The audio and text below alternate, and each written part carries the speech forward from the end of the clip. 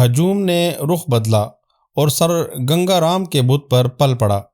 لاٹھیاں برسائی گئیں، اینٹیں اور پتھر پھینکے گئے۔ ایک نے منہ پر تارکول مل دی، دوسرے نے بہت سے پرانے جوتے جمع کیے اور ان کا ہار بنا کر بت کے گلے میں ڈالنے کے لیے آگے بڑھا، مگر پولیس آ گئی اور گولیاں چلنا شروع ہوئیں۔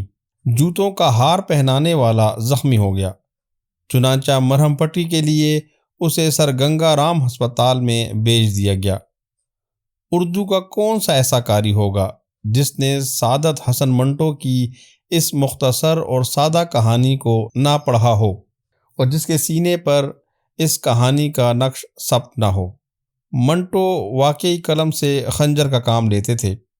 مجھے اچھی طرح یاد ہے کہ جب میں نے بچپن میں یہ کہانی پہلی بار پڑھی تو مجھے بھی تجسس ہوا تھا کہ سر گنگا رام آخر تھے کون۔ کسی نے بتایا کہ انہوں نے لاہور کا سب سے بڑا ہسپتال بنایا تھا۔ خیر، یہ تعارف تو کہانی میں بھی موجود تھا، تجسس پھر بھی برقرار رہا۔ لاہور کے بارے میں لکھی جانے والی کتابیں پڑھنی شروع کی، جن میں سے بیشتر تقسیم کے بعد لکھی گئی تھیں۔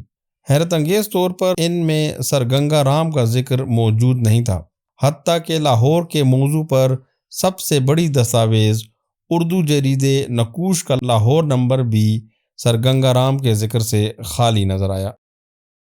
ایک دن اچانک انگریزی میں لکھی جانے والی BPL بیدی کی کتاب harvest from the desert, the life and work of Sir Ganga Ram نظر آئی۔ 1940 میں شائع ہونے والی اس کتاب کی مدد سے سر گنگا رام کے تعارف کا مرحلہ سر ہوا۔ اس کتاب سے معلوم ہوا کہ لاہور کے مال روڈ کی بیشتر عمارات، لاہور ہائی کورٹ، GPO، عجائب گھر، national college of arts, cathedral school, Aitchison college, Dyal Singh mansion اور گنگا رام ٹرسٹ بلڈنگ انہی سر گنگا رام کی بنوائی ہوئی ہیں۔ ان کے علاوہ گورنمنٹ کالج لاہور کی کیمسٹری لیبارٹری، میو ہسپتال کا Albert Victor ward, Lady McLagan high school, Lady Maynard school of industrial training, Ravi road کا ودیا آشرم اور چند دیگر عمارتیں بھی انہی کی رہن منت ہیں۔ انہوں نے 1920 کی دہائی میں ماڈل ٹاؤن لاہور کی پلاننگ کی اور انہی نے مال روڈ کو درختوں سے ٹھنڈک عطا کی، جس کی وجہ سے آج بھی پرانے لاہوری مال روڈ کو ٹھنڈی سڑک کہتے ہیں۔ 1857 کا سن تھا اور تاریخ تھی 13 اپریل، جب منگتا والا میں دولت رام کے گھر ایک بچے نے جنم لیا۔ اس دن سکھوں میں بیساکھی کا تہوار منایا جا رہا تھا۔ دولت رام نے اپنے بیٹے کا نام گنگا رام رکھا۔ کچھ عرصے بعد ایک پولیس مقابلے میں دولت رام نے کچھ ڈاکوؤں کو گرفتار کیا۔ ڈاکوؤں کے ساتھیوں نے دولت رام کو دھمکی دی کہ اگر اس نے گرفتار شدگان کو رہا نہ کیا تو وہ اسے بیوی بچے سمیت قتل کر دیں گے۔ دولت رام نے فیصلہ کیا کہ اب اسے منگتا والا چھوڑ دینا چاہیے، چنانچہ راتوں رات اپنے بیوی اور بچے کے ساتھ امرتسر پہنچ گیا۔ امرتسر میں دولت رام کو دوبارہ ملازمت مل گئی۔ گنگا رام کو اسکول میں داخل کر دیا، جہاں اس نے میٹرک تک تعلیم حاصل کی۔ دولت رام نے فیصلہ کیا کہ گنگا رام کو اعلیٰ تعلیم کے لیے لاہور بھیج دیا جائے، جہاں نیا قائم ہونے والا گورنمنٹ کالج تعلیم کے شعبے میں شہرت حاصل کر رہا تھا۔ 1869 میں گنگا رام گورنمنٹ کالج لاہور کا طالب علم بن گیا۔ اس کالج کے پرنسپل نے گنگا رام کو غیر معمولی طور پر ذہین طالب علم قرار دیا اور ان کی ہمیشہ حوصلہ افزائی کی۔ 1873 میں گنگا رام نے گولڈ میڈل کے ساتھ انجینئرنگ کا امتحان پاس کیا اور لاہور میں اسسٹنٹ انجینئر کے عہدے پر فائز ہو کر لاہور چلے گئے۔ انہیں واٹر ورکس اور ڈرینیج کے شعبے میں تربیت حاصل کرنے کے لیے انگلستان بھیج دیا گیا۔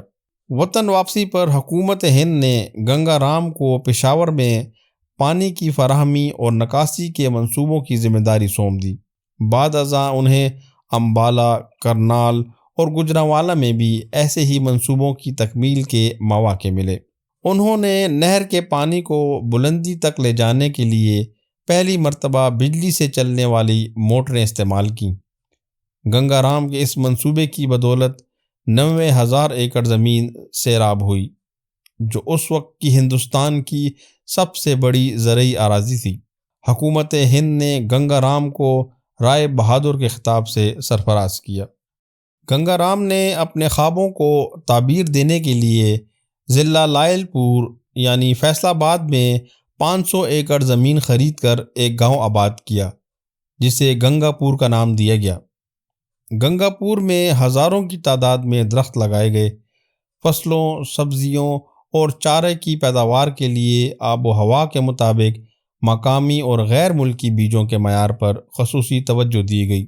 انہوں نے متعدد زرعی ممالک کے دورے کیے اور انگریزی، فرانسیسی اور کینیڈین گندم ایک ساتھ کاشت کرنے کا تجربہ کیا۔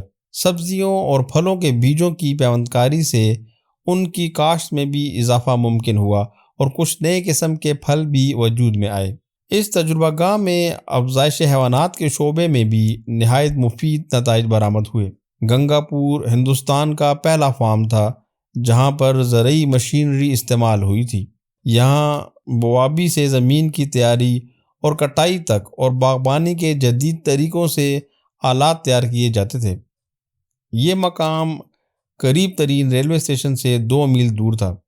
سر گنگا رام نے اسے ریلوے اسٹیشن سے جوڑنے کے لیے 2 فٹ چوڑی پٹری ڈالی، جس پر 4 ٹرالیوں کو ایک دوسرے سے جوڑ کر درمیانے سائز کے گھوڑوں کے ذریعے کھینچا جاتا تھا۔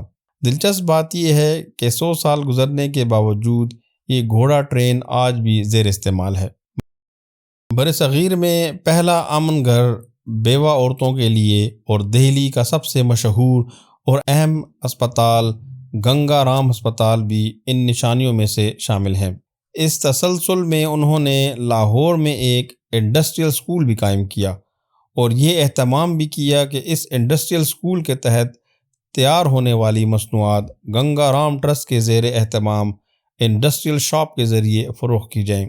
یہی وہ زمانہ تھا جب خواجہ حسن نظامی نے کہا تھا کہ اگر یہ ممکن ہوتا کہ ایک آدمی اپنی زندگی کسی دوسرے کو دے دے تو میں پہلا شخص ہوتا جو اپنی زندگی کے قیمتی سال سر گنگا رام کو دے دیتا تاکہ وہ طویل عمر تک زندہ رہیں اور بھارت کی مجبور خواتین کی فلاح کے لیے خدمات انجام دیتا رہے۔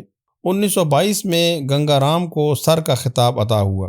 اگلے برس انہوں نے اپنے نام سے ایک ٹرسٹ قائم کیا جسے چلانے اور کنٹرول کرنے کے لیے انہوں نے بڑی رقوم عطیہ کی اور اپنی کئی ذاتی عالی شان عمارتیں اور جائیداد ٹرسٹ کے حوالے کی، جس کی آمدنی سے یہ ٹرسٹ مسلسل چلتا رہا۔ 1921 میں سر گنگا رام نے لاہور کے وسط میں ایک زمین خریدی تھی جہاں انہوں نے ایک خیراتی ڈسپنسری قائم کی تھی۔ گنگا رام ٹرسٹ قائم ہوا تو انہوں نے اس ڈسپنسری کو ایک ہسپتال کا درجہ دے دیا جو صوبے کا سب سے بڑا خیراتی ہسپتال بن گیا۔ اب بھی اسے میو ہسپتال کے بعد لاہور کا سب سے بڑا ہسپتال تصور کیا جاتا ہے۔ اس ہسپتال کے زیر اہتمام لڑکیوں کا ایک میڈیکل کالج بھی قائم کیا گیا جو قیام پاکستان کے بعد فاطمہ جناح میڈیکل کالج کے قالب میں ڈھل گیا۔ سر گنگا رام نوجوانوں کے لیے تجارت کو بہت اہم تصور کرتے تھے۔ اس مقصد کے لیے انہوں نے ایک کامرس کالج کا منصوبہ پیش کیا۔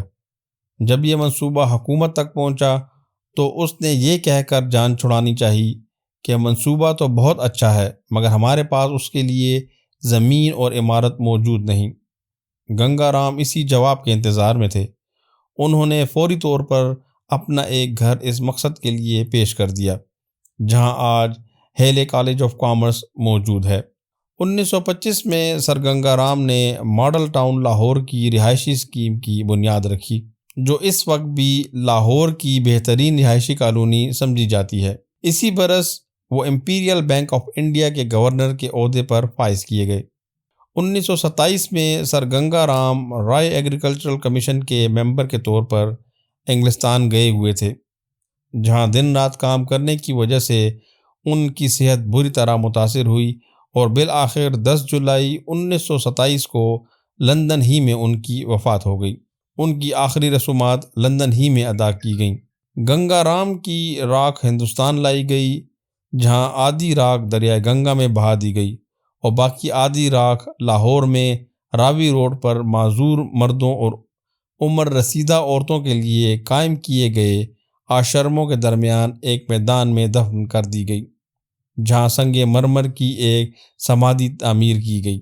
یہ سمادھی آج بھی موجود ہے اور اہل لاہور کو گنگا رام کی یاد دلاتی ہے۔ یوٹیوب ایک بہت بڑی دنیا ہے اور آپ ہمیں کہاں ڈھونڈتے پھریں گے، اسی لیے ہمارے چینل کو سبسکرائب کریں، بیل آئیکن پر کلک کریں تاکہ ہر آنے والی نئی ویڈیو آپ تک بآسانی پہنچائی جا سکے، کیونکہ علم ضروری ہے۔